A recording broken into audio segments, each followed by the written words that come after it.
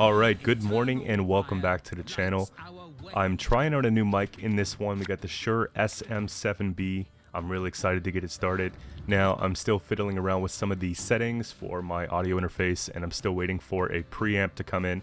So, you know, it's going to sound better once we get used to it and get everything configured and whatnot. So, putting that aside for now, let's get into the video. We have Firesworn, and I'm really excited to play this because I haven't played anything following the update, and I think that it's going to be stronger than ever right now. Now, we are in a control-heavy meta by the looks of it, so we have to have an abundant amount of resources in order to spawn units on the board, otherwise it just won't work.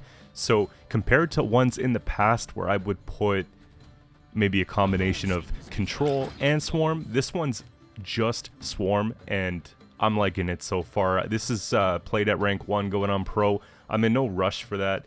I just played a few games here, and this is what I got. So I put him in just because I felt like good base body at 8 power. We have the ability to give some things a shield, being our key spenders, and it fits into the cleric and it fits into the Firesworn category. So it works out quite well with another little tech I put in the deck. One of our bronzes actually boosts the entire roll by 1, so it's kind of like a little synergy I was going to try out.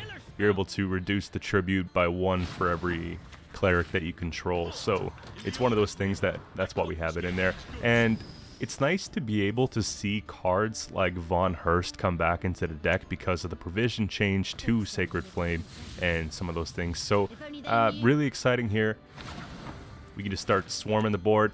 And with the new hero that has been added to Firesworn, specifically, we have the ability to now bring back the Fallen Knights into a different round or bring back the clerics. It works really well, and I don't even feel bad about playing one in round 1. So realistically, we can play 2 in round 1, you know, and just bring them all back later. So it's really cool. And they're going to go ahead and respect that and duel it down. Now, we've seen this deck a million times. This was one of the prominent decks that we were playing against or watching in the Gwent World Masters. So, Inspired Zeal with mages is still nothing to be, you know, too what's the word I'm looking for? You know, we got to be prepared for it, basically, in this matchup here. We have nothing to actually counter any of the mages that they have. I thought about putting like a one-off payday and stuff like that, but I just didn't get around to it. I didn't think it was going to be what we wanted at the end of the day. So these are just going to count and count and count. There's nothing we can do. We just hope that they don't have Letitia and they go all in with that there. So, and I know there's a lot of Skellige matchups, and I know it's a little bit risky to drop 12-point unit base power on the playing field when you have cards like Turgvi that do Rupture that are in just about every Skellige deck right now because the veteran tag. But again, it's only 6 provision, and that's one certain situation that I'm not going to just avoid a card because of one deck that plays that card. I don't think I've been queuing enough Skellige to really care at this point.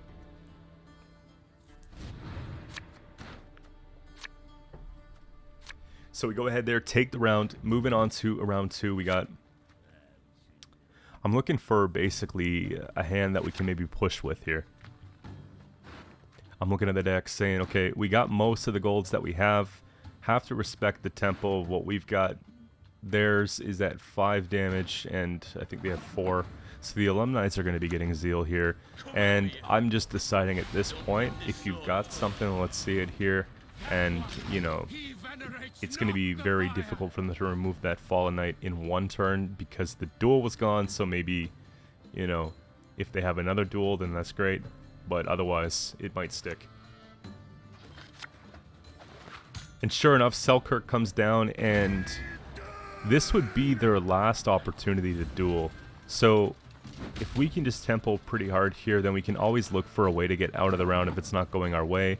I figure, alright, we go ahead and spawn the Congregate, and Congregation, just get it on the row, banish token, bring back the Fallen Knight. Beautiful mechanic. I just wish that you can bring it back before you spawn. Like, I know it doesn't make sense, but like, we do miss the points on the Fallen Knight because we're spawning the Congregation first. And that was one of the things that made it like a little bit underwhelming for me. but it's still a pretty good card. Now, unfortunately here, the only thing I can really play, I was thinking about going in with the Cleric, getting the 2 and tributing, and then maybe flipping a few tokens so that we didn't overprofit for the Jacques, but I also wanted to look for a pass, and I felt like if I didn't do that right here, then we might lose our opportunity. So, you know, I'm just sort of playing on the side of caution here and looking for that way out potentially. At least get card back if things get ugly, because it's really not that big of a lead.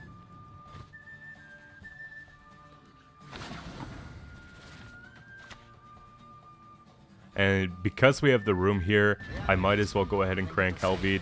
I think that putting down Cleric right here isn't really the requirement, because I could still maybe try and get out with like a Sacred Flame and a Disarray and keep that card.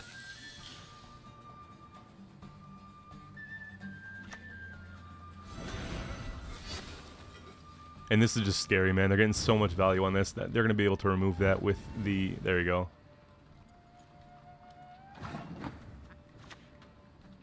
You see what I mean, though? When we play against control decks or decks that have a lot of control, we need to keep spawning and spawning and spawning, because something has to stick. The goal of this deck is to fill every single space and then boost it all, right?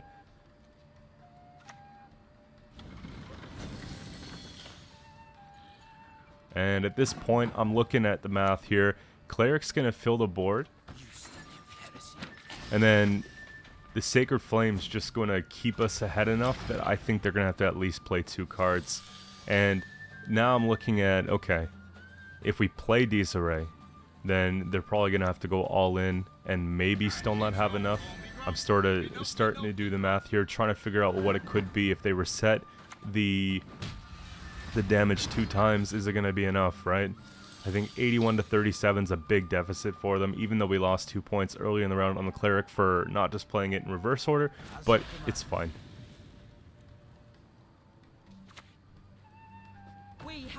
75 to 45. What's the last card going to be? Because it could just be some wild... it's a Baron. And that's not going to be enough. They can reset maybe the Helvete or the Jacques in this case. Helvete's 2, Jacques 3. Couple damage pings with the Spellweaver. The bleeding won't kick in though. And we just take that one, and it wasn't too bad, guys. What would have been the meta last month didn't seem so scary. There's some bigger problems coming up, and I know a lot of you guys are probably going to ask, okay, well, what do you do in the event that you play against Enslave? So, this is what you do. We got Enslave 5 coming up, and that's what I've been seeing most often is the Enslave 5. However, Enslave 6 exists. I've seen Enslave 7. Enslave 7 is a little bit more of a meme, but it's still, you know, it's still decent. A lot of people are putting like Colgrim in that and doing like a reverse clog. It's nuts.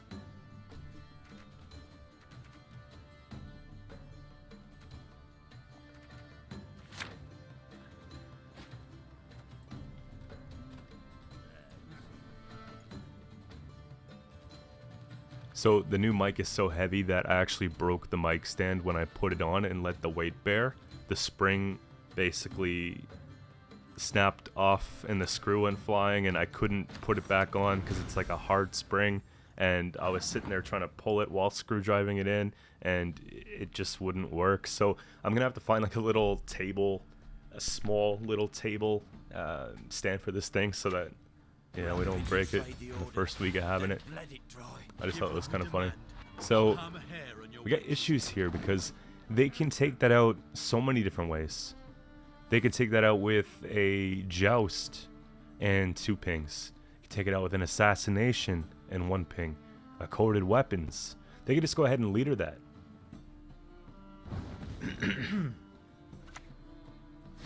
And so they go ahead, Coded Weapons. I don't know if they wanted to stuff that in deck. I actually don't mind if it's stuffed in deck. We're just going to go ahead and play another one because, like, that's the thing with this deck. You keep playing cards until one of them sticks. Now, I'm trying to push it a little bit faster than normally would in this case, so I'm not going down with the profit there for the shield. I'm just trying to keep it a bit slower there. And for what it's worth, shields on our small engines aren't really going to do a whole lot here because Tourney Joust exists. So this is like the one matchup where the shield isn't like the priority, but now we have a little bit of space and it's still good points on the board, so why don't we just go ahead and do that.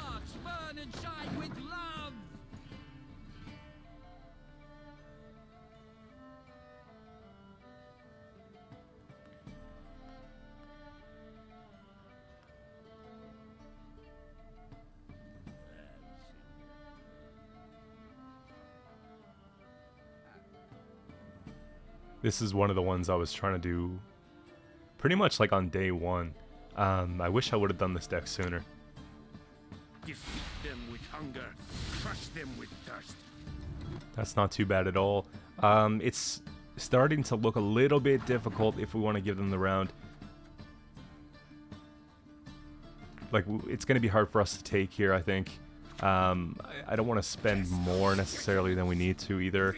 So let's not spend any coin. Let's just kind of see if we can establish a little carryover. And if they pass, we'll just play it down and we'll do it that way. We're really not that far away from getting ahead here, so...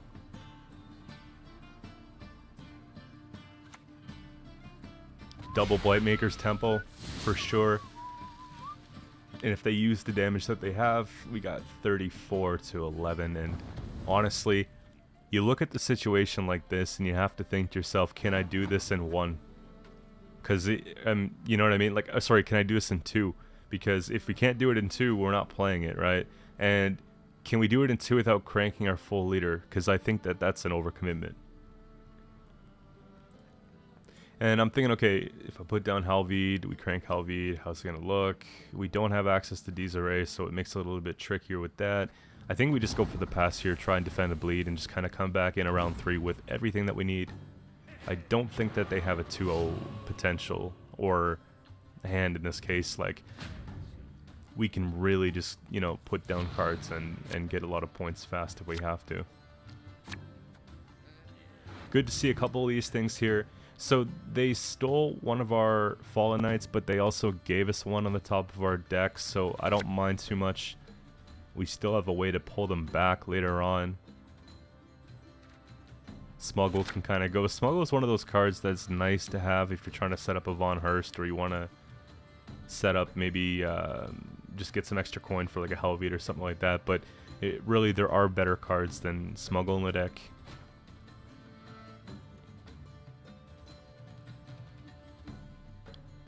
Same with the Mutants Maker. They're kind of in there for security because before I added Mutants Makers, I found that we didn't have enough profit generating cards. Especially when we want to convert tokens into force and bring back some of the cards from round 1. We want to have those extra coin available, and obviously with Congregate Leader, it's very difficult to do that, so we have to make sure that, you know, just get some profit in there. And Cleric goes down. I'm just trying to stay a point ahead here. It's no problem.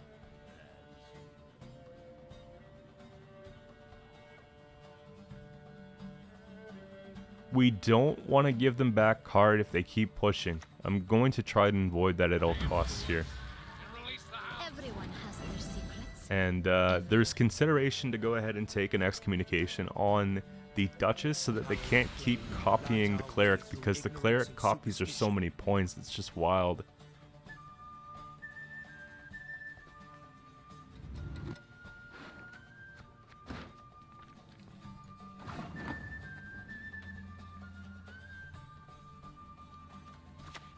So it's not ideal, but it is a play. Again, this would be the time that we're going to give them back the card.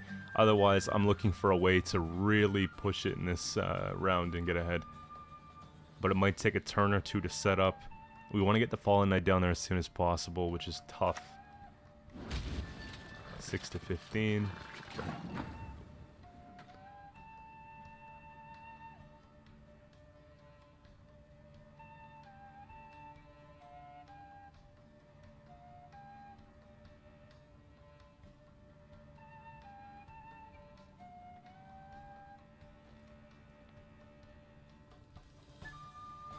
So I did play a little bit slower in this game than I usually like to play.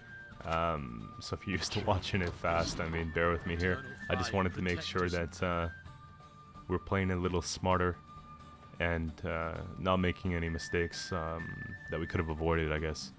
So that's not a bad yen. What that means to me is that Helvi lives, and it also sort of helps put me at peace because now we don't have to worry about getting that out, letting it stick, going and spawning, you know, so we can just go ahead now and basically just play what we gotta play.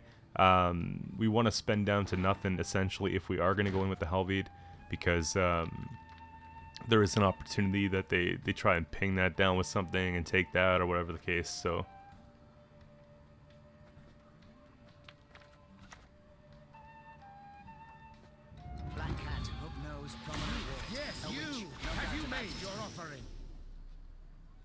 actually, you know, I guess I decided just to keep the coins. You never know, we might just get a pass on it, right?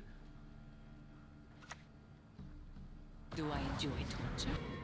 Perhaps a bit. Still pretty comfortable because they have Enslave 5, so we're not really giving them like 5s to deal with.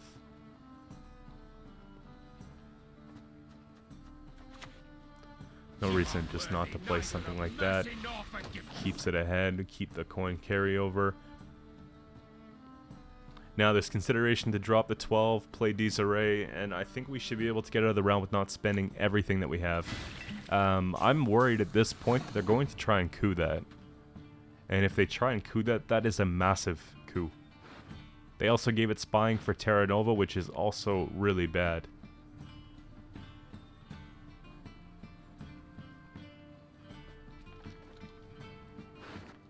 Just looking at graveyard check. I don't know if it's really worth it to go and play him right now. This will just be fine. It's not a bad trade. And it's up by 9, so I don't really think it's like 100% necessary to go here and use another spend with the Helvi. We get to pass on it. That's good. We keep the card advantage. We keep full leader intact. I don't know if that was the best bleed. I mean, it was a bleed for sure, but we managed to get out of it pretty confident. Mind you, we didn't get any sort of big commitments out of them, so it is a little bit concerning that maybe, you know, there's a lot worse things to come here. Furco's nice. Furco's going to be pulling into a smuggle at best. We need to have Jacques, and I just think Helvied can get stolen here. Not Helvied, but Von Hurst.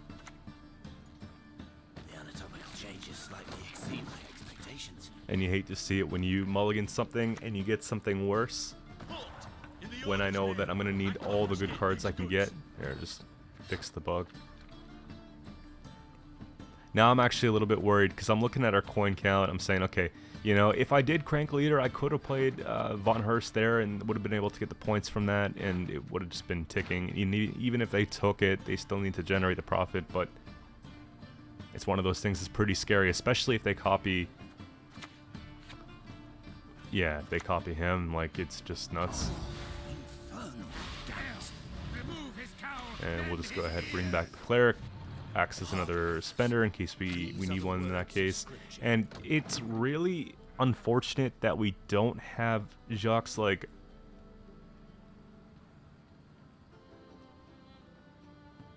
We could go and roll bank for him.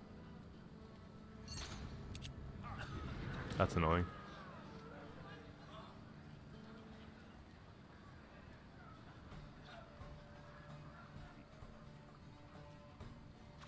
That's annoying. Yeah, that's bad. That is real bad.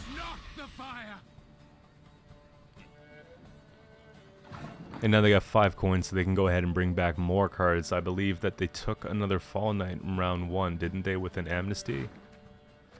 So we're looking at potentially 2 of these ones. We'll just go ahead, flip here.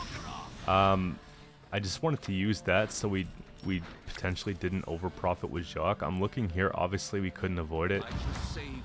Like it sucks that we did lose a coin there, but it is what it is. We kind of had to dig for that because we're getting the extra value off everything else we play, And we also have like a lot of coin left in the bank at the end of the game that we won't be able to spend otherwise, so...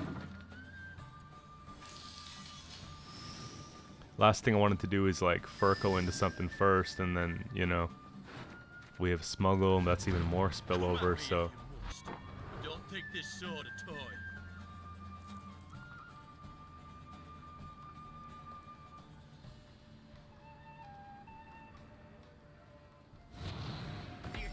Now that's bad. If they find a way to get more coin, then they're just like getting so many points here. Think about it.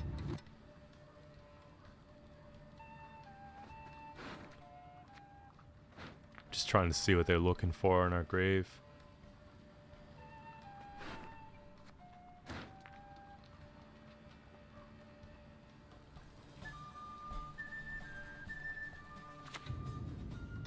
I will not have you gaze at me so. Yes, you. Have you made your offering? And Lydia's just massive, so they go ahead and take that. That's really good for them. It feels like that their deck was just designed to take ours down at this point. Like, it's a very disheartening game to play. I'm just obviously, you know, stressing pretty hard at this point because we have these two cards, and one of them is a good payoff, but the Cleric at this point in the round, I don't know how much of a difference it really makes.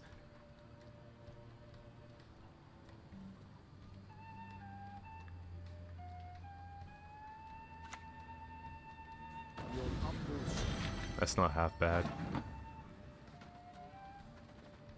Pretty sure last card's coup, right?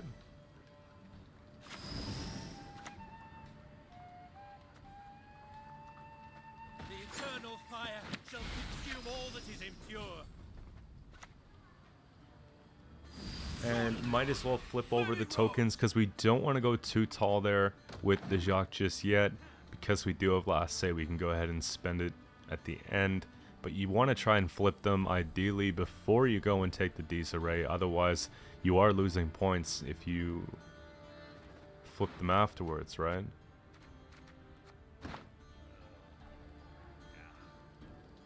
Flaming Rose aren't too bad too against the current meta. Like, if you can get them to that state, they're actually pretty good. Because the one armor just, it's like an extra shield to defense. It makes Milva a bit more awkward if you're playing against that matchup. And Skellige a little bit more awkward. Vampires, it does nothing, but you know. Haven't really been seeing a lot of vampires. Little spoiler though, if you stick around to the end, I do have a vampires game. Resistance shall not be tolerated. And I guess that they were thinking that I didn't have any more crimes in deck or something. It must have been it. We could just take our smuggle here. Caps us out at 9 coin. We'll have to go and spend a little bit before we use leader, and then we'll have to go, you know, just make sure that we're not losing any coins here. So we don't need coins for anything else. So I'm just not relying on math. I'm just relying on just, you know, doing this right. And it doesn't matter what we hit with our disarray, really. Obviously not the Helga. Anything where we can do a full 3. And we just take it there by 15 points. Wait. 16 points. There we go. It looked like such a hard game, but we came back and got it done, guys. Moving on to the next one, we got off the books, Syndicate. And it would be nice to see how we do in a Syndicate game. Like, there's a lot of decks using the King of Beggars right now, and I think this is the first time we're queuing into them. So I'm just wondering if we can outpoint that Savola combo with King of Beggars in a short round. That's the big thing for us here.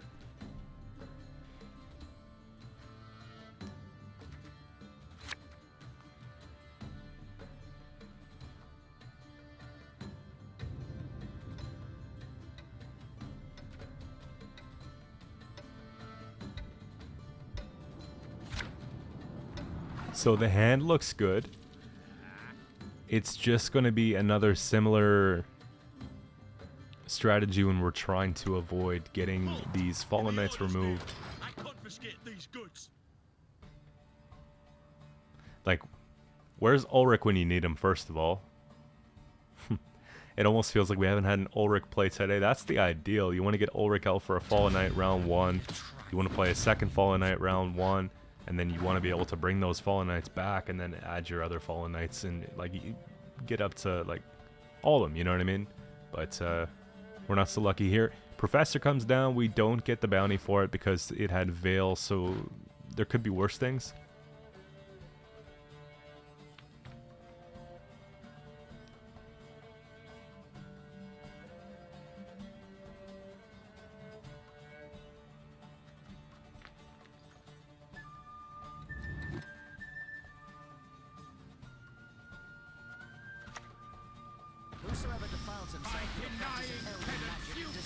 And you just gotta respect the fact that they have the tempo too, so we might as well just crank it here with the Helviet. I have nothing to really benefit from the spawn, but that's okay.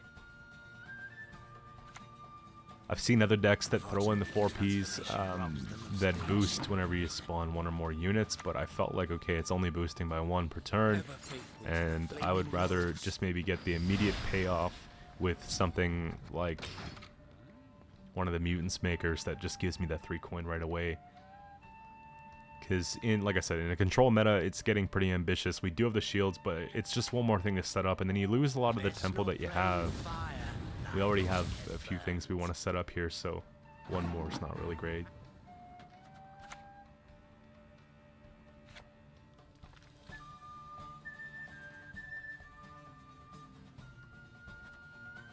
I was grabbing Furco for whatever reason. I wasn't really... I was thinking about Smuggle, but we have other ways to get coin, so it's not really a big deal here.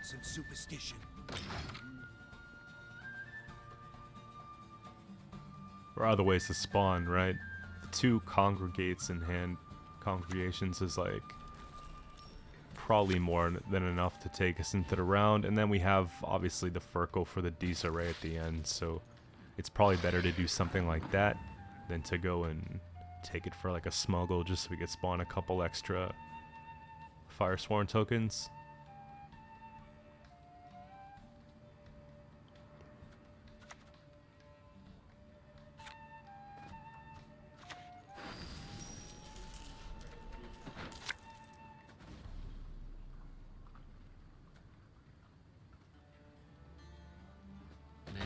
Have died of late. Now, I was looking for something a bit better with Bank, but we go ahead and we take that because it's the best thing we got. It was Bank, right? I'm just, I wasn't looking at the screen for a second, but yeah, it was Bank. Make way! Move it! And then obviously XCOM here, just look for something a bit better. Again, I really want to get the coin online. There we go, engine turns on. We can sort of play into that a little bit. Perhaps a different ingredient. An active one.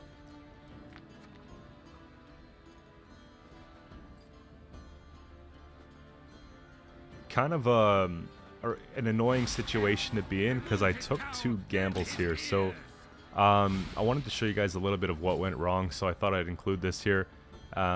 Just to sort of prep you. It's obviously very difficult taking a bank in round 1. And I would probably avoid it if you can. I was just trying to get another Fallen Knight really badly out there. Same with the XCOM play. But now we have to kind of buckle down and smarten up a little bit because, you know, we are losing on even and they're not going to be super forgiving, so do keep in mind that we have a lot of points left. Tons of points left. This is me looking for that pass that we should have looked for a while ago. I'm just trying to decide if I should greed the extra point on the Furco. At this point, it's not really worth it. They could probably get the boat back. So 16 points should be enough to get out of the round, and then we can sort of, like I said, tighten up for the next couple rounds and try to bring home the win here. And that should be fine. Move your clientele first and your merchandise second. 2-4. So they would tie us if they don't use the leader charge. If they do use the leader charge, then they're going to be ahead by 2 points.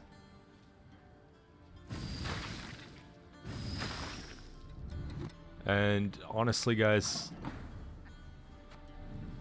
the round was just wasn't my best work. It was not my best work. So let's take it and, like I said, regroup and let them have this one because I don't think it's worth it.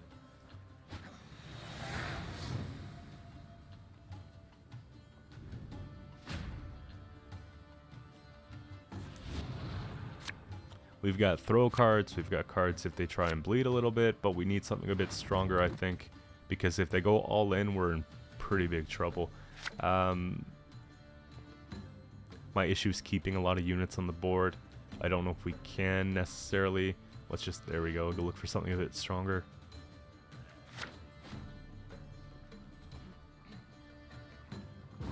We get the really quick pass. For someone who is like very keen on winning uneven, it's just funny how we get the pass like that, you know? And why they didn't push a little bit harder in round 1, but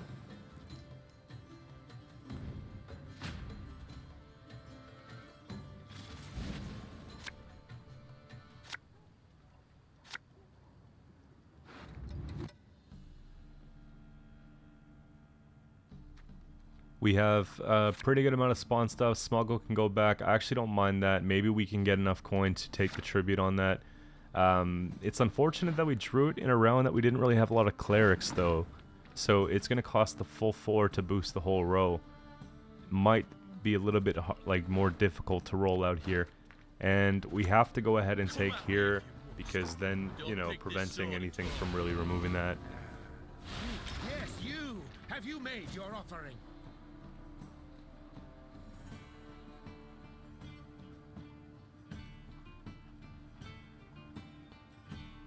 So that's, it passes the horse in check. They don't have a horse in junior. And we can just go ahead and... There we go. Get to see it in action here and pull out a second Fallen Knight. This is ambitious, but this is what we need in order to get it done. So, comfortable lead here, but we know that a lot of their points are going to be coming up at the end.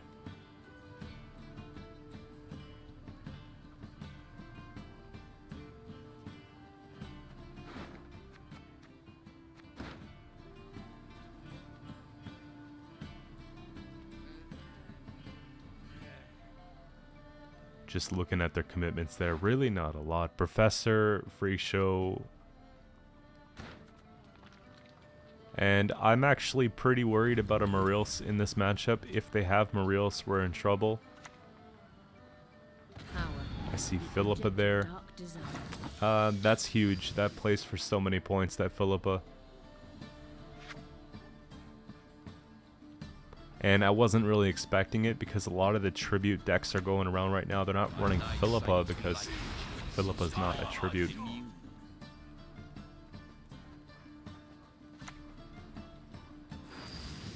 Just go ahead and bring that back because we can spread out the points a bit better if we do flip the tokens, and I think that's probably the safest way because they are playing a lot of control.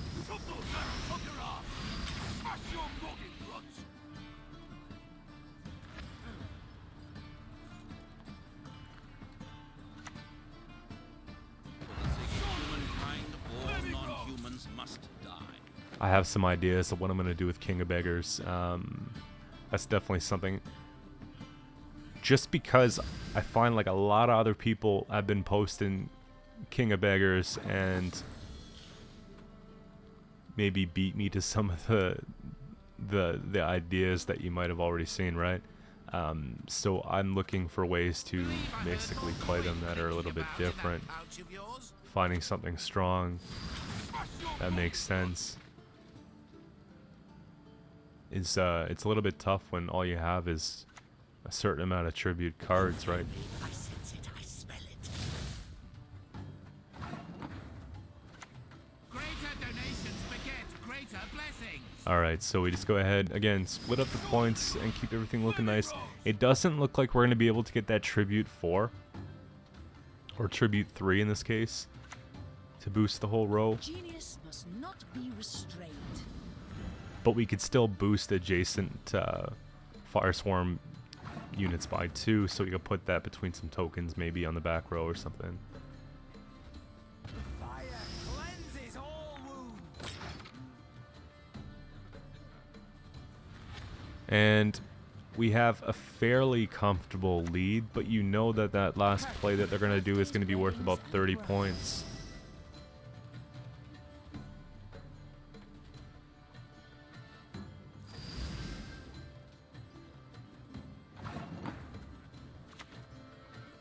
Scorch our foes!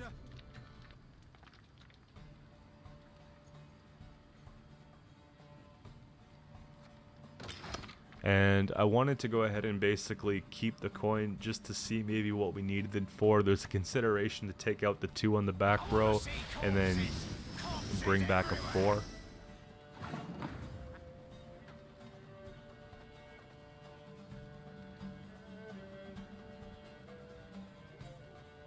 So if it's Mariels, we lose, but because they spent their coin down, it's telling me right now that it's not Mariels because they can't afford the tribute. So I'm pretty confident here that we win. We know it's Devotion, so we're not having to play into some Curse of Corruption or Igni or any of that stuff. And 93, the extra coin comes back here, and we just go ahead and take that 94 to 70. I don't think that they're going to be able to do it here. Siggy comes down, obviously going to be profiting for the full amount, and they can just go ahead and spend. A little bit short here. Wasn't a pretty round 1 for us, but we managed to get it done. Moving on to the last game of the day, guys, we have Vampires Monster. This will be the first deck that I did for 9.6. If you haven't seen that one, go check it out. It's definitely my favorite version of Vampires. Now, here's the thing. They're going to be putting Bleeding so wide on our side of the board. We only have a couple units with Veil. What's going to help us here is maybe the ability to get some shields on things so that the first turn of bleeding doesn't really count. And then obviously when tokens are bleeding, we can go ahead and we can flip those into Flaming Rose Footland, and we have many ways to go ahead and do that. So a lot of the big points that they have from the bleeding are going to be dealt with here, which is really nice.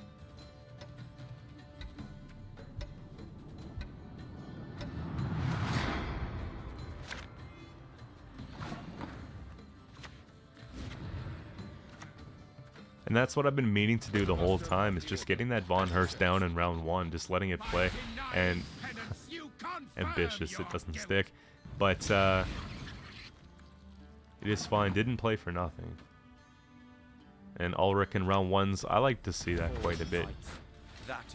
We're not going heavy on the crimes, so I don't really like to have him run round 3 when he doesn't really get much taller. Because we play crimes more so in round 1, and just the only crime I really want to play in round 3 is maybe the Desiree, right?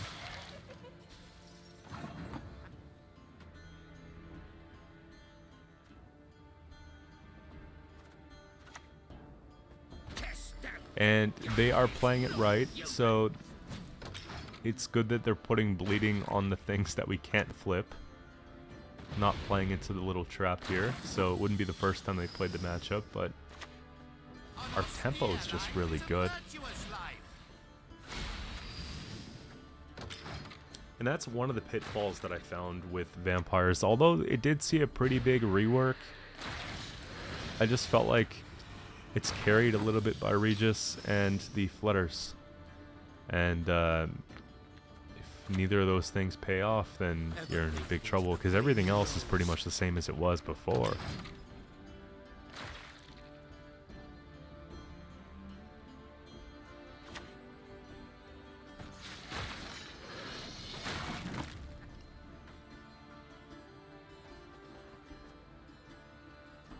There is consideration to go Furco into a smuggle or something like this, just to get a little bit more consistency for later on.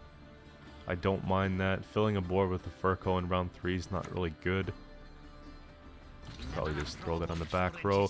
We're setting up for like a really good Desiree here. And we can even go Cleric, no trib, or 12 point, no trib.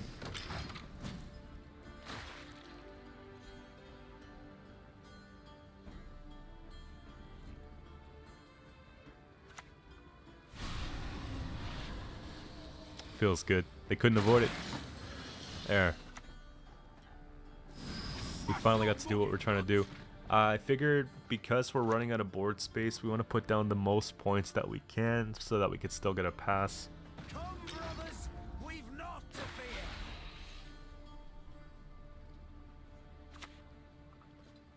And they're just expending those leader charges like crazy, so it's not too bad here. Get the extra point on the Furco with killing off a 3. 67 to 39. They've would have spent full leader. I'm pretty happy with the pass here. There's actually nothing else we can do. So we just let them have it. Just let them have it. Full leader gone. Flutter out of the way. There's a lot of good commitments that I saw. And I don't feel like we spent too much from what we have here. There you go.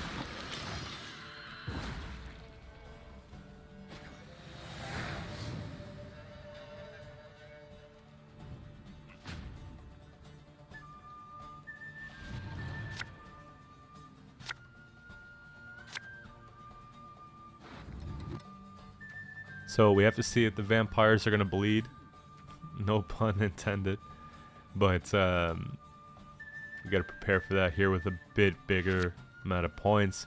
We also need a throw card if we get a dry pass from them.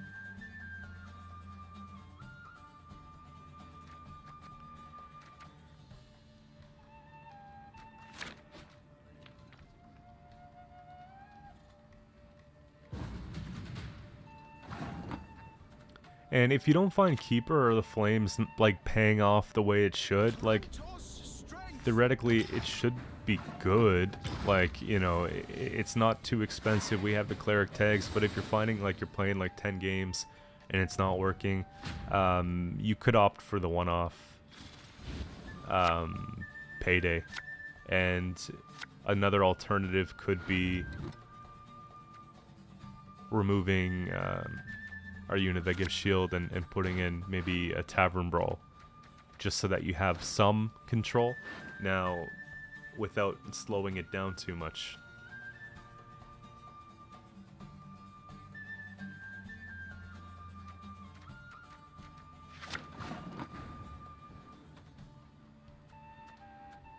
I might actually go ahead and post like this version and then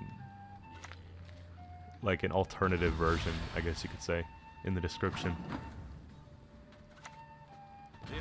We got 2 Veil units on the board, tons of points here. This is the way that it's supposed to engine. We want to get Jock out early, we want to get Fallen Knight out early, and then we want to play all of our spawn stuff after. And sometimes you can't get the best rollout, but this situation here, because they don't have a lot of direct control, really helps us out. And I don't even think we worry about like an Unseen Elder behind a defender because of the Veil that we have. So now I'm thinking about going Prophet here first, because if we can get 1 or 2 cards down there with a shield, then it limits to what they can give bleeding to. 1 turn makes a pretty big difference. Also keeps it out of like a natural selection range and stuff. It's not a very strong card. It's 3 with 1 armor. Hallowed flame, light our way through ignorance and superstition.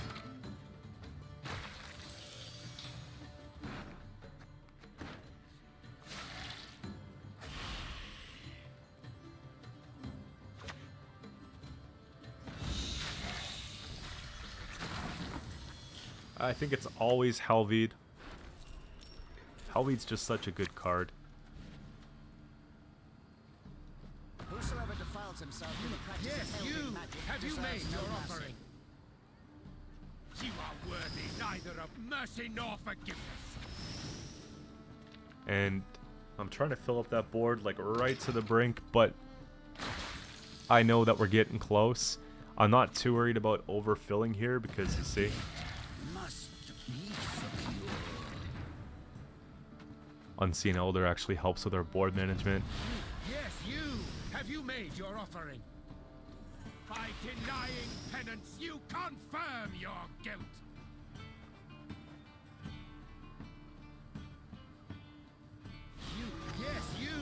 Have you made your offering?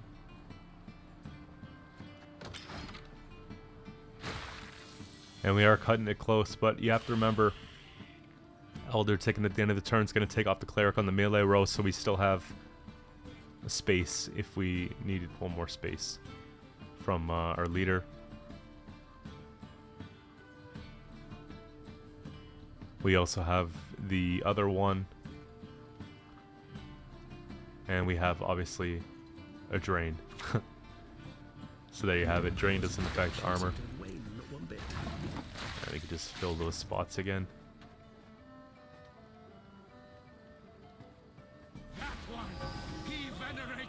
I'm trying to decide if I want to go and take something back. We got 2 coins. It actually might be a better spend.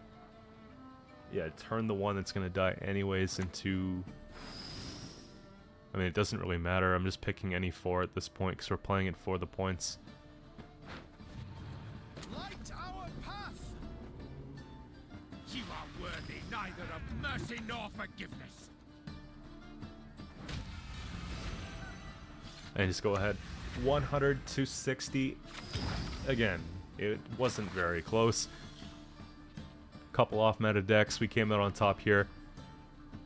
We'll see you guys tomorrow with a brand new video.